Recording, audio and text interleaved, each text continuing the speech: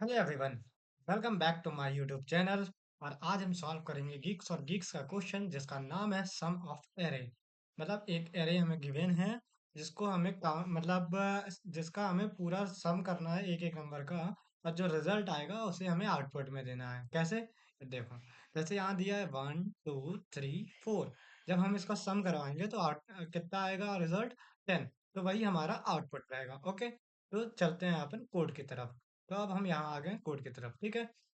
अब भैया यहाँ पब्लिक स्टैटिक वॉइड मेन जैसा कुछ नहीं है। नहीं, यहाँ कुछ नहीं है। जैसे कि अपन पीछे जब VS कोड वगैरह में अपन कोड करते थे तो अपने को फंक्शन ऊपर बनाना पड़ता था। और अपन अपन नीचे लिखते थे मेन फंक्शन, जिसमें हम अपना जो भी फंक्शन कॉल करते थे उसे हम मेन फंक्शन के अंदर लिखते थे। लेकिन यहाँ थोड़ी अलग सी चीज है, तो उसे हम बताते हैं कैसे। देखो, यहाँ पर आप यहाँ क्लिक करोगे जैसे ही, तो देखो यहाँ ये ओपन हो गया। अब ये क्या है? ये मेन डॉट जावा की एक अलग क्लास है। ठीक है, एक अलग फाइल है। और ये सॉल्यूशन डॉट जावा अलग फाइल है। ठीक, ये समझो अगर आप VS कोड में इसको कोड करते हैं तो ये वाला जो कोड है वो आपकी अलग फाइल में लिखा होता है, और ये वाला कोड जो है आपका वो अलग फाइल में लिखा होता है। ठीक है। अब ये वाला कैसे है भैया? देखो, यहाँ पर scanner S C is equal scanner scanner is equal to new scanner system dot in लिए हैं। मतलब हम इनपुट ले रहे हैं। ठीक है, हम इनपुट ले रहे हैं क्या? Int T is equal to integer dot parse int. जैसे कि अपन स्कैनर से S C dot next int लेके अपन इनपुट ले सकते हैं, वैसे ही यहाँ अपन इंटीजर डॉट पार्स इंट से भी इनपुट लिया जा सकता है। ओके। अब यहाँ पर लिखा है, देखो, scanner dot next next line. ठीक है, अब नेक्स्ट लाइन का मतलब क्या होता है? यहाँ पर जो हमारा स्कैनर है वो इनपुट में क्या ले रहा है? एक स्ट्रिंग ले रहा है। अब इनपुट में स्ट्रिंग ले रहा है। ठीक है, पार्स हमेशा जो है वो सिर्फ स्ट्रिंग इनपुट स्ट्रिंग यहाँ पास रहता है। ठीक है, तो यहाँ पर उसने स्ट्रिंग लिया। ठीक है, और फिर ये डॉट प्रिम का मतलब क्या हुआ भैया?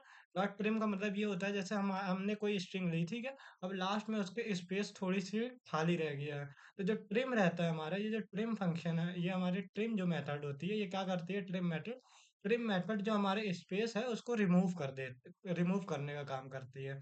ठीक है, फिर आगे अपन आते हैं। इसका मतलब भैया यहाँ तो पहले ये बता दीजिए। हाँ, तो ये हमारा स्कैनर, ये जो स्कैनर डॉट नेक्स्ट है, इसमें हमने स्ट्रिंग रखी, फिर ट्रिम हमारा ट्रिम कर दिया, हमारी मतलब स्ट्रिंग बची। लेकिन जो स्ट्रिंग बची, अब उसको में क्या लिखा है? मतलब इंटीजर डॉट पार्स इंट। मतलब जो भी हमारी स्ट्रिंग है उसको कन्वर्ट कर दो किसमें? इंटीजर में। और फिर इंटीजर में कन्वर्ट करें और उसके बाद उसकी वैल्यू हम इसमें रख देंगे, टी में। ठीक है, यहाँ तक आ गया। अब इसके बाद व्हाइल लूप लगा है। ठीक, अब इसका लॉजिक तो आप जानते हो, अब यहाँ बताता हूँ, इसको एक्सप्लेन करता हूँ। अब यहाँ हम स्ट्रिंग लाइन ले रहे हैं is equal to scanner dot next line. तो मतलब हमने एक स्ट्रिंग ली जिसको हमने ट्रिम करवा दिया, मतलब रीड द इंटायर लाइन, पूरी लाइन को ये रीड करेगा। और यहाँ पास क्या अपन दे रहे थे? Read number of test cases, मतलब नंबर ऑफ टेस्ट केसेस कितने। मतलब वो अब जैसे अपन गेक्स फॉर गेक्स में कर रहे हैं। ठीक है, तो ये नंबर ऑफ टेस्ट केसेस कितने दे सकता है। लेकिन जो हमारा जैसे लीड कोड होता है तो वो अपने हिसाब से टेस्ट केसेस देता है, ये अपने हिसाब से टेस्ट केसेस देता है। ओके, तो फिर हम आगे चलते हैं। आगे क्या कर रहा है? स्ट्रिंग एरे, मतलब स्ट्रिंग ऑफ एरे। जो हमारा स्ट्रिंग ऑफ एरे है उसको इसमें ये यहाँ पर साइज दे रहा है। क्या साइज दे रहा है? नम str.length। अब ये नम str.length कहाँ से आया? यहाँ से आया। ठीक है, स्प्लिट करने का। ठीक, उसके बाद हमने क्या किया? एक और फॉर लूप चलाया जो i इज इक्वल टू 0 से चलेगा। नम नम str.length तक चलेगा, और i प्लस प्लस मतलब हमको उसको 1 से अपडेट कर देंगे। ठीक है, मतलब 1 प्लस से अपडेट कर देंगे। उसके बाद क्या है? यहाँ पास हमने नम आई लिया, मतलब हमारा आई पोजीशन में है।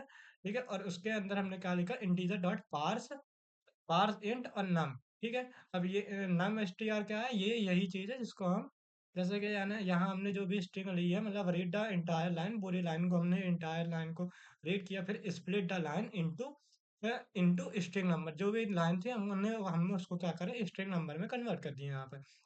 नहीं, अब यहाँ पास हम क्या करें? Convert each string to integer. जितनी भी स्ट्रिंग है उसको हमने किस में कन्वर्ट करें? इंटीजर में कन्वर्ट किया। देन जैसे ही हमारा लूप पूरा कंप्लीट होता है तो हम क्या करते हैं? हम एक इंट आंसर बनाते हैं is equal to new solution. अब यहाँ पास क्या आ गया भैया? देखो, न्यू जो सॉल्यूशन है यहाँ पास क्या कर रहा है? यहाँ पास कंस्ट्रक्टर कॉल कर रहा है। किसका कंस्ट्रक्टर कॉल कर रहा है? जो हमारी सॉल्यूशन डॉट जावा की जो फाइल बनी है उसका कंस्ट्रक्टर कॉल कर रहा है यहाँ पर। ठीक है, उसके बाद डॉट लगा है, जैसे डॉट का जैसे ये जो डॉट है, डॉट लगा के एरे सम, मतलब जो हमारा कंस्ट्रक्टर सॉल्यूशन है मतलब ये वाली हम फाइल में गए और यहाँ पर जो डॉट एरे सम है उसमें पहुंच जाओ, तो वो यहाँ पास पहुंच गया। जैसे ही यहाँ पहुंच गया, जो भी वैल्यू अपन यहाँ से रिटर्न करवाएंगे वो आके हमारे आंसर में आ जाएगी। जैसे ही आंसर में आ जाएगा तो यहाँ प्रिंट हो जाएगा। अब चलते हैं, ये तो आप समझ ही गए होगे इतना, इसको यहाँ से बंद कर देते हैं। अब क्या करते हैं, एक प्रोग्राम, यही वाला प्रोग्राम बनाते हैं जो हमारा कोड में है। क्या दिया है, 1 2 3 4 इनका सम करना है। तो हम यहाँ सिंपली एक इंट सम बना लेंगे जिसको हम जीरो से इनिशियल कर देंगे। ठीक है, जैसे इसको हम इनिशियल कर देंगे, हम क्या करेंगे, एक फॉर लूप चलाएंगे और यहाँ हम लिखेंगे int I is equal to zero. मतलब I is equal to zero से हम इनिशियलाइज कर दिए। देन हम क्या करेंगे, आई को हम चलाएंगे एरे डॉट लेंथ तक।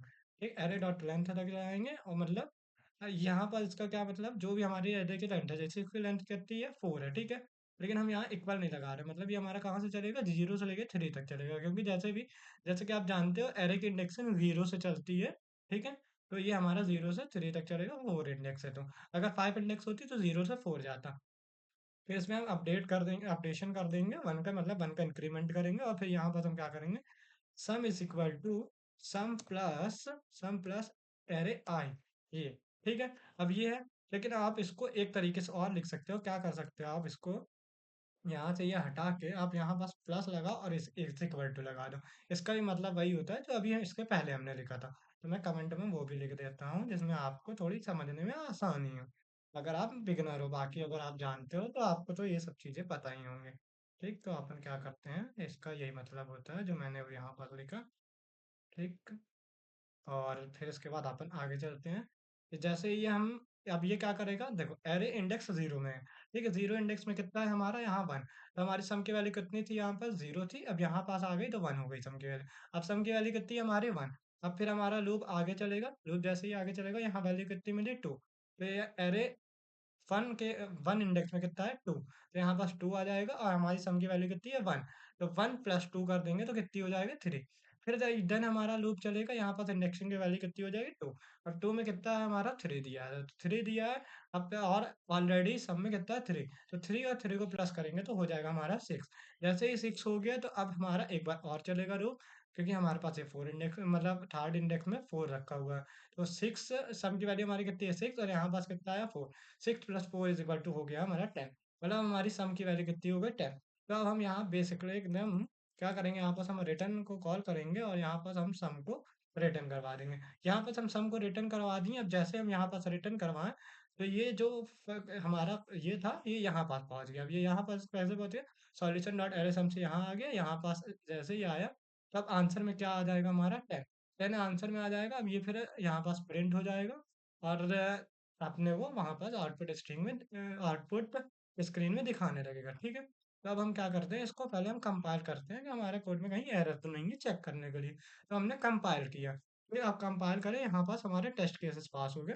ठीक है, जो एक्सपेक्टेड आउटपुट था वो कितना था, टेन, और हमारा आउटपुट क्या है, टेन, मतलब हमारा सब चीज़ सही है। अब हम सबमिट करके भी देख लेते हैं कि कहीं कोई टाइम कॉम्प्लेक्सिटी वगैरह की तो गलती नहीं है। अब भैया टाइम कॉम्प्लेक्सिटी क्या होता है, इसको हम किसी और वीडियो में डिस्कस करेंगे इसके बारे में। ठीक है, तो आज के वीडियो में ये क्वेश्चन सॉल्व किया। अब तो कल से हम कोशिश करेंगे और भी क्वेश्चन सॉल्व करें। पर आज के वीडियो में हमको ये जरूरी था कि ये कोड जो है हमारा असल में गिग्स और लीड कोड का ये चलता कैसे है, क्योंकि सॉल्यूशन तो सब कर लेते हैं लेकिन असल में ये चल कैसे रहा ये तो पता ही नहीं रहता। तो आज की वीडियो में हमने ये समझा। मिलते हैं नेक्स्ट वीडियो में, आज के लिए इतना ही, बाय बाय।